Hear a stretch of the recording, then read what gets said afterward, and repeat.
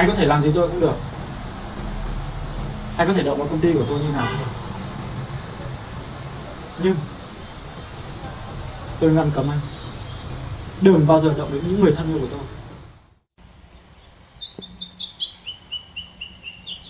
The soft glow of dusk settled over Bissy Thin's modest farmhouse, nestled among rolling hills where the air carried the earthy scent of freshly chopped wood, and the faint clucks of chickens winding down for the night. Ly Tu Diep hovered by the outdoor stove, her hands deftly tending to an electric rice cooker, wisps of steam curling into the cool evening breeze. James, having just split some logs for the fire and tossed feed to the hens, wiped his brow and strolled over with an easy smile. "Need a hand with the veggies, Diep?" he asked, rolling up his sleeves. She glanced at him, her eyes warming. "Rice is nearly done in the cooker, got it covered. But if you feel like cooking some greens or adding something, be my guest." James chuckled, eyeing the unfamiliar gas stove. "I'll give it a go. Never used one of these, but I'll manage." He struck a match, the blue flame flickering to life as he tossed in some greens and spices, a savory aroma soon filling the air. When the meal, a simple plate of rice, stir-fried veggies, and a splash of fish sauce, was ready, they sat under the soft glow of a lantern. James looked around, then asked, "Hey, where's the oil stashed?" Diep pointed to a small jar on a shelf. "Right there. Thanks for jumping in, James." Later that night, James joined his mother in their snug city home. The walls lined with faded harvest photos, the air tinged with the calm scent of jasmine tea. They sipped from steaming cups, a quiet tension simmering between them. James leaned forward, his voice steady. "Hong and I are running into a snag. HN companies hiked their wood prices by 10 to 15%. It's eating our profits. We're even in the red now." His mother set her cup down, her brow creasing. "What's causing that jump?" James sighed, running a hand through his hair. "Market rates haven't budged, but they've got a new chairman. Could be them squeezing us on our long-term deal. Hong's scouting other suppliers, and I'm looking into whether we should drop them." His mother nodded, her tone practical. "If it's not paying off, maybe let it go. You could source wood straight from the locals instead of a middleman." James grinned faintly. "Yeah, that's an option. Still got choices out there." The conversation drifted to Diep, and his mother's face softened with concern. "How's Diep doing?" James took a sip, nodding. "Called her this morning. She's helping Bissy Thin with the pigs and some chores. Seems like she's settling in with us." His mother eased back, a hint of relief in her voice. "That's good. I've been worried about her. Might swing by in a day or two." James tilted his head. "I can drive you, or we'll get someone to take you. It's a bit of a haul."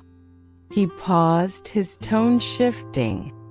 "There's more John's gunning for the company. I'm setting up a meet to ask him straight what he's after and why he's stirring the pot. Might be his hand in HN's price hike." His mother's expression tightened. You should talk to him, clear it up. It's been on my mind. James nodded, his jaw firming. Business I can handle. New suppliers aren't hard to find. What gets me is John pulling shady moves on you or Diep if he can't win fair. That area's remote, all hills and scattered homes, but Basie Thin's looking out for her. His mother shared his unease, her voice soft. Especially Diep, she's vulnerable out there. James hesitated, then lowered his voice. John claims Dad wrecked his family, forced them to flee abroad. I've never been close to Dad, so I don't know the truth. Any idea about this, Ma? His mother's eyes widened, then settled with a mix of guilt and resolve. I've heard a bit. I'll call your father later to get the full story. James exhaled, his resolve steadying. I want this sorted soon to bring Diep home safe. We'll tackle her health and this John mess, maybe even talk marriage. His mother's face lit up. I'd love her as my daughter-in-law. She's an orphan, and I wouldn't pick anyone else for you. James smiled, his gaze distant. I've met women chasing money or fame, but Diep's different, genuine, hardworking. She couldn't read when we met, but she's learning, growing confident. I'm proud of her. He stood, grabbing his jacket. I'll visit her alone today since you're busy, and I'll face John to settle this. I'll text if I'm late for dinner. As he left, Diep's voice floated from the farm. List the chores and note them for James. She handed him a mango slice, asking him to wait while she changed, and they stepped out into the fading light.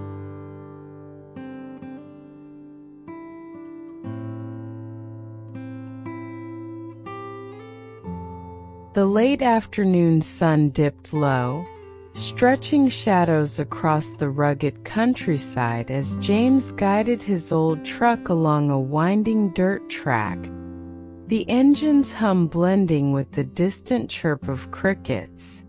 He dialed Diep, his voice warmed through the static. Hey Diep, let's take a little drive. I'm coming to get you, no need to prep. About 5 kilometers out. When he rolled up to Bathin's farm, Diep waited by the gate, her simple dress fluttering in the breeze, a shy smile on her face as she climbed in. Saw your photo earlier, looking sharp, she said, cheeks flushing. James laughed, shifting gears. Thanks. Settling in with Basie Thin and Basie guy, okay? Diep nodded, her tone brightening. Yeah, they're kind. I've been helping with the pigs and hauling water. James smiled, easing onto the road. Good to know. I've got a quick chat with a friend later, then we'll grab a bite. There's a cafe about 100 kilometers off. If you're tired, just recline and rest. Diep settled in, the truck's gentle sway lulling her as they headed toward town. They pulled up to a quaint cafe on a quiet street, its warm lights glowing against the twilight, the air scented with roasted coffee and nearby blossoms. James ordered a lemon tea for himself and a pearl milk tea for Diep, setting them on a table by the window. Diep took a sip, tilting her head. Why'd you bring me here, James? He leaned in, his voice calm. Meeting a friend upstairs on the second floor, but wanted you along first. How's it going at BC's? Diep smiled softly. They're laid back and cheerful, starting to feel like home. James gave her hand a light squeeze. That's what I hoped. Sitting here with you feels nice. I'll take you to eat after. But the calm broke as John stormed in. His face tight with anger, his voice sharp. What's your play, John? James asked, his tone even but cool. John's eyes narrowed. His voice edged with bitterness. You've messed with my family too much, James. Ignored evidence. Let me take the fall while you walked. Thought prison might fix you, but you're still at it. James leaned back, his expression steady. What's your grudge against my family? I played it straight. If I lost someone's love, that's not my doing. He paused, his gaze sharpening. Did you push tongue to split me in deep? John smirked, unapologetic. I gave him a nudge, yeah. James' voice firmed. I don't want hassle for anyone, but keep my friends and Diep out of this. She's my girl. I know you plan to snatch her, send scouts to her farm. What's your angle? John scoffed. Think I'm scared of you? James' tone turned icy. Do what you want with me or my company, but touch Diep, and you'll wish you hadn't. John leaned in, his voice cold. I want your company, all of it under my name. I want you broke out on the streets. James stood, his eyes narrowing. What did I do to earn that? John shrugged, dismissive. You don't need to know. Just hand it over and go under. James straightened, his voice low. Maybe you think I'm too soft, so you talk big. I'm kind to those who deserve it. If you want to fight, I'm ready. But don't touch my people or you'll face the music. I put you away once, I can do it again. He turned to leave, his final words cutting through. Nothing left to say. If it's a fight, I'm in. John yelled threats as James led Diep out, his grip on her hand steady and protective.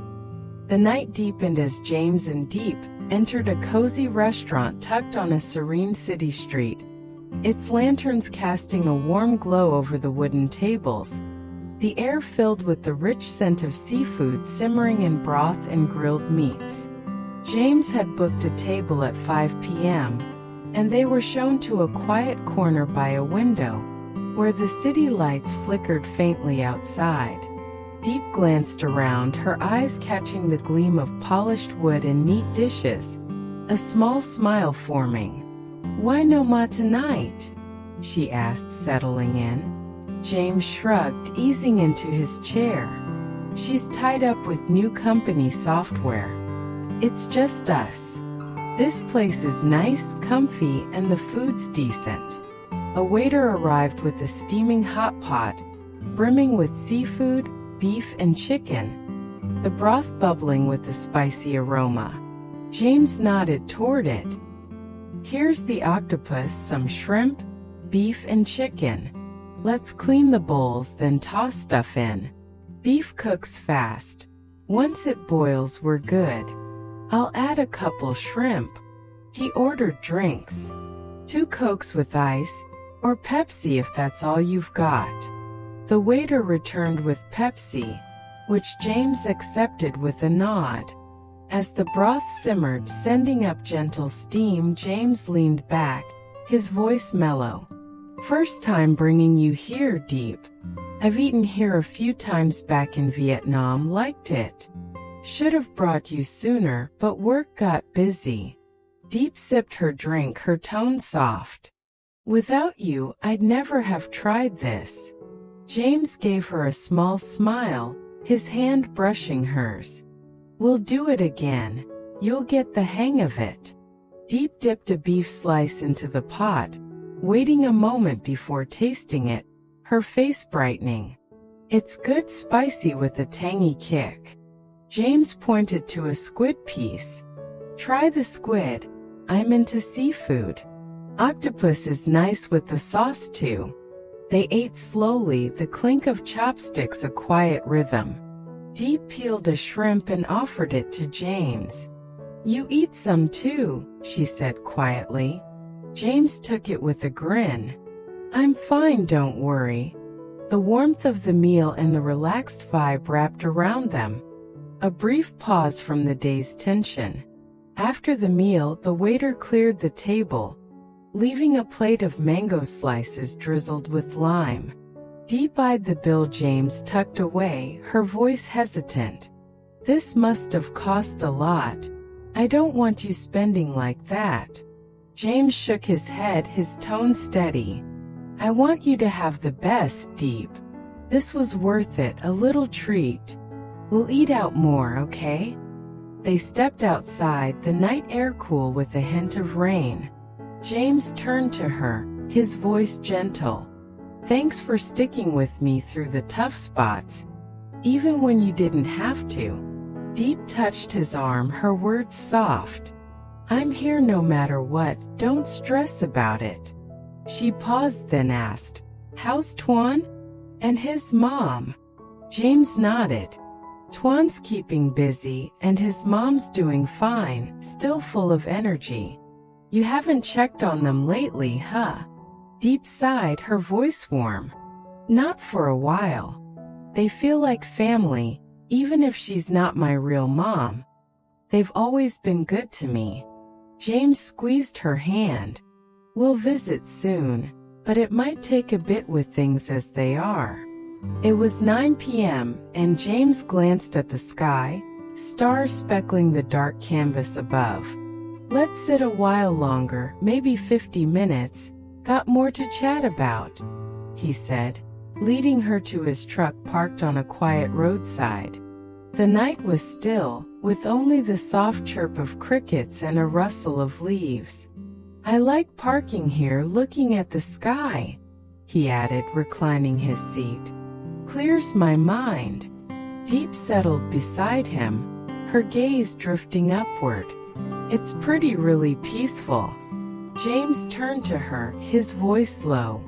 Today with John, it hit me how much I need to keep you safe. Can't let anyone hurt you after all you've been through. Diep's eyes glistened, her voice soft. Thank you, James. You care more than anyone. I never thought I'd have peace like this until you. My life's different now, new clothes, good food, moments like this. I used to think I'd be stuck in the fields forever.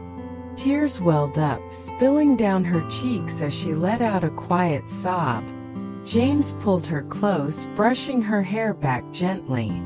Your tears should only be for happy things, Diep. Don't cry like this. She sniffled, her voice trembling. I don't know how to thank you. James shook his head, his eyes moistening as he held her tighter. I'm the one who should be grateful. I've dragged you into trouble and worry. You've stuck by me through it all. He lifted her chin, his gaze steady. I promised your tears would only be for joy, and I'll make it happen. Diep managed a small smile, wiping her eyes. I trust you, James. They sat in silence, the stars above a quiet witness. James broke it, his tone reflective. You know, Diep, I've always chased work, company, success. But with you, I've learned to slow down, see the good in little things, like this sky or a meal together. Diep leaned against him, her head on his shoulder. And you've shown me I can dream, believe in more than hardship. I thought that was all I'd ever have. James kissed her forehead, his voice a soft promise. We'll build that life together, Diep, no matter what John throws at us. I'll fight for you. He paused, glancing at the horizon. Maybe a quiet spot like this someday, just us. Diep nodded, her voice a whisper. I'd like that. The night stretched on, their hearts linked under the vast sky, a fleeting calm before the storm. Lunch with me the next day, and we quickly established some common ground. We were about 10 years apart in age, but she had also been with her husband for about 50 years. She talked of how they met and what their life had been like. And I could tell by her stories and the warmth of her tone of voice that she, too, had a happy marriage. Then it was my turn, and all I could do was cry as I told the story of my own husband's battle with cancer and chronic pain. As a coach, I'm used to asking people what they have learned from their experiences.